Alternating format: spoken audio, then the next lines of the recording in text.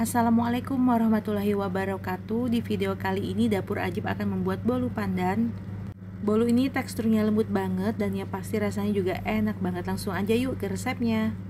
Bismillah, pertama saya sudah melelehkan margarin sebanyak 100 gram. Ini saya campur dengan santan dan juga pasta pandan. Kemudian semua bahan ini kita aduk sampai tercampur rata. Kalau udah tercampur rata ini kita sisihkan dulu ya. Kita tunggu sampai tidak terlalu panas lagi atau mulai bersuhu ruang gitu.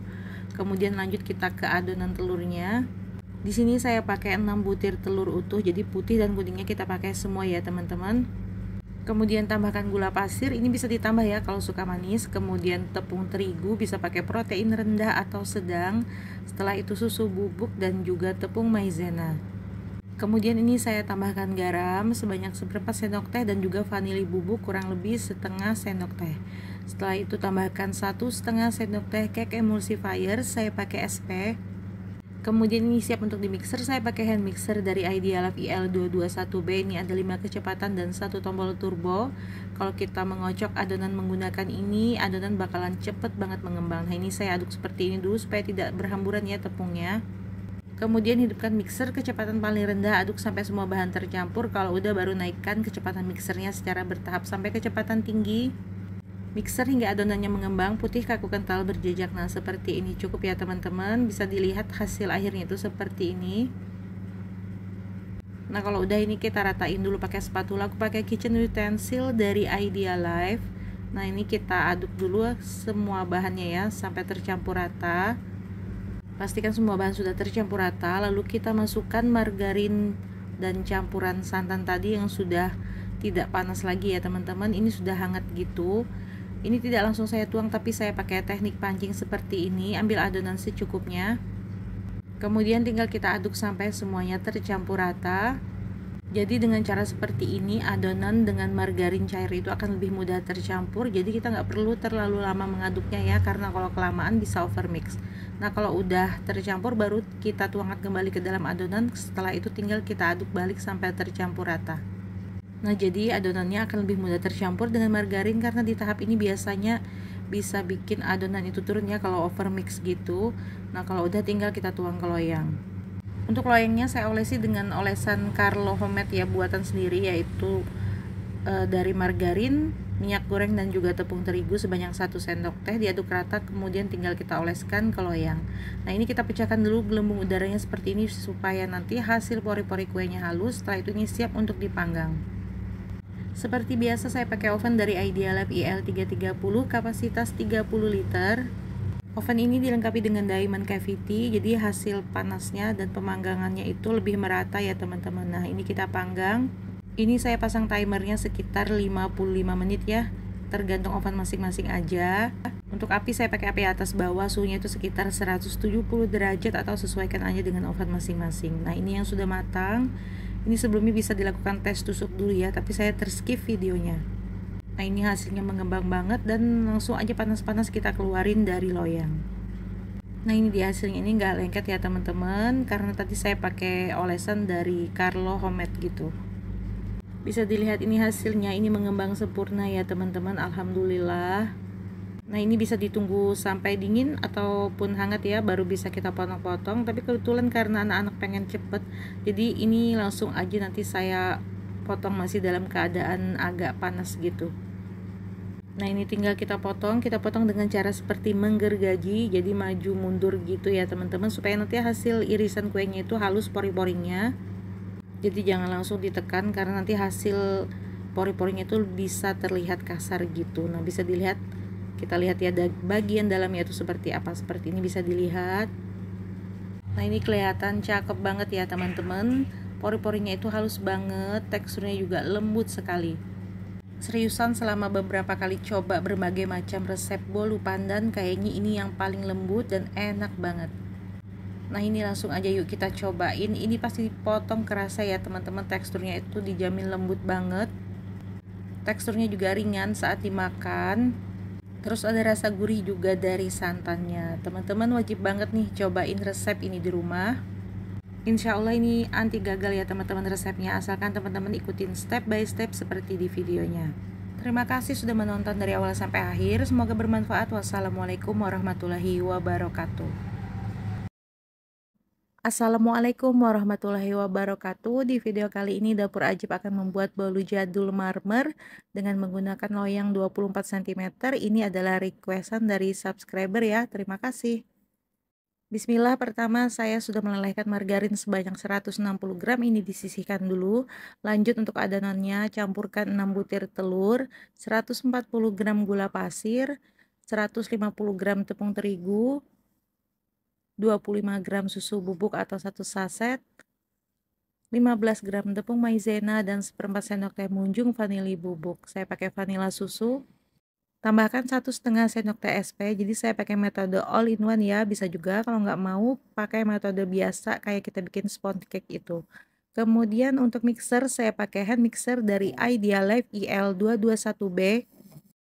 Kemudian ini saya aduk seperti ini dulu tanpa dihidupkan mixernya supaya tepungnya nggak berhamburan. Kalau sudah hidupkan mixer kecepatan paling rendah, aduk sebentar asal tercampur rata.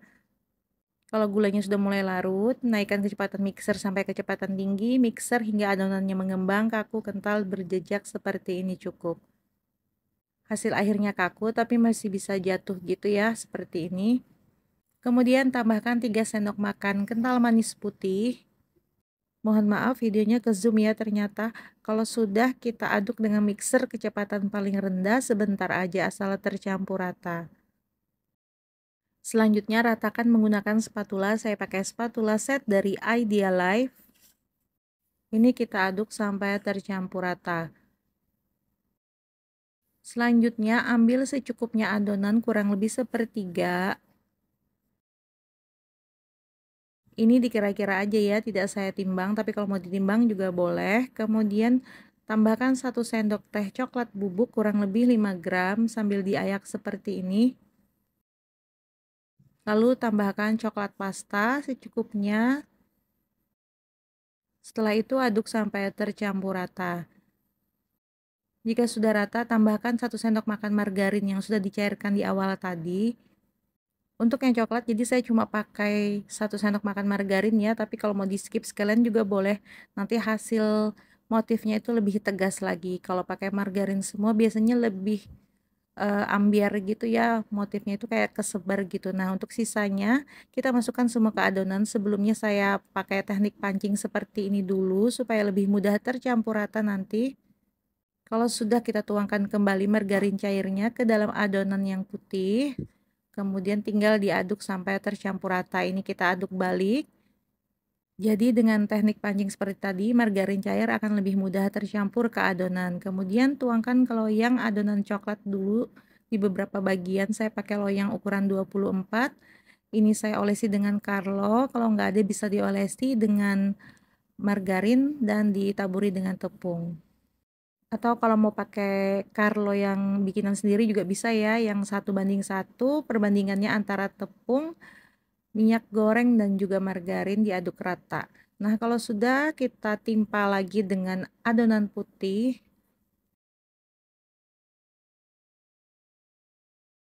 Selanjutnya saya tambahkan lagi adonan coklat di atasnya. Ini acak aja ya, sesuai selera.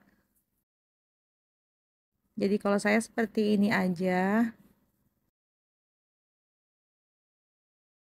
Atau kalau mau pakai plastik segitiga juga boleh ya, jadi hasilnya itu lebih rapi. Tapi kalau saya seperti ini acak.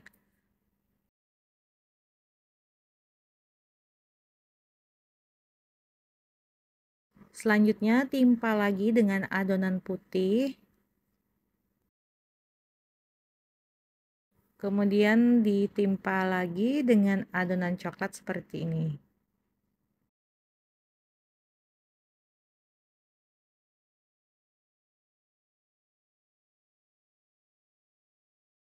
Dan ini saya tambahkan adonan putih yang terakhir ya. Jadi ini saya masukkan semuanya yang putih sampai habis, sampai menutupi semua bagian yang coklat. Dan kalau sudah masih ada sisa adonan, saya akan buat motif di atasnya. Jadi ini buat motif yang gampang aja ya. Selanjutnya tinggal ditarik menggunakan tusuk sate atau lidi seperti ini ke bagian luar. Dan kalau sudah, kita tarik lagi ke bagian dalam atau yang berlawanan arah gitu ya. Dan kalau sudah, kita hentak-hentakan dulu loyangnya. Saya tadi kelupaan, maaf. Dan kalau sudah, tinggal kita oven. Sebelumnya oven sudah saya panaskan, saya pakai oven dari Idealife IL330, kapasitas 30 liter, jadi lumayan besar. Ini saya gunakan api atas bawah, suhunya 160 derajat selama 45-50 menit. Dan ternyata tadi saya salah setel ya, untuk api bawahnya itu kesetel di suhu 180 hampir ke 190. Jadi suhu oven itu sangat panas dan hasilnya bagian atas agak retak seperti ini. Nah, kalau sudah ini kita hentak-hentakan supaya lebih gampang lepas dari loyang. Panas-panas langsung aja kita lepaskan dari loyangnya seperti ini. Jadi sebaiknya gunakan suhu sekitar 160 derajat. Atau sesuaikan aja dengan oven masing-masing ya, karena setiap oven itu beda-beda. Dan masih dalam keadaan panas, langsung aja kita lepas dari loyang. Alhamdulillah ini dia hasilnya. Kalau sudah ini kita tunggu dulu sampai hangat atau mau dingin juga boleh ya, supaya lebih gampang dipotong. Dan untuk pisaunya ini saya juga pakai pisau set dari Idealife. Untuk link pembelian produk dari Idealife nanti saya letakkan linknya di deskripsi. Bisa kalian cek di sana.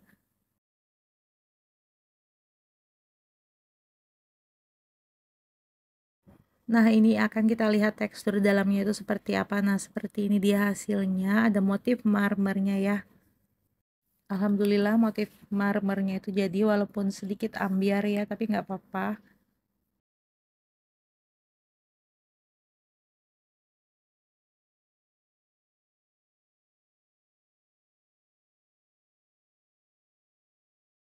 Langsung aja yuk kita cobain. Bismillahirrahmanirrahim. Ini pas dipotong kerasa banget kalau tekstur kuenya ini lembut sekali. Jadi ini adalah jenis sponge cake gitu ya, bukan butter cake. Jadi teksturnya itu ringan, lembut, beda dengan butter cake yang teksturnya padat tapi tetap lembut. Jadi kalau pakai metode all-in-one ini untuk pori-porinya itu terlihat lebih halus. Tapi kalau teman-teman nggak mau pakai metode all-in-one juga bisa ya. Jadi untuk bahan kering seperti tepung, terigu, dan juga susu bubuk serta maizenanya nggak ikut di mixer tapi dimasukin di akhir. Baik, terima kasih sudah menyaksikan video saya dari awal sampai akhir. Semoga bisa bermanfaat.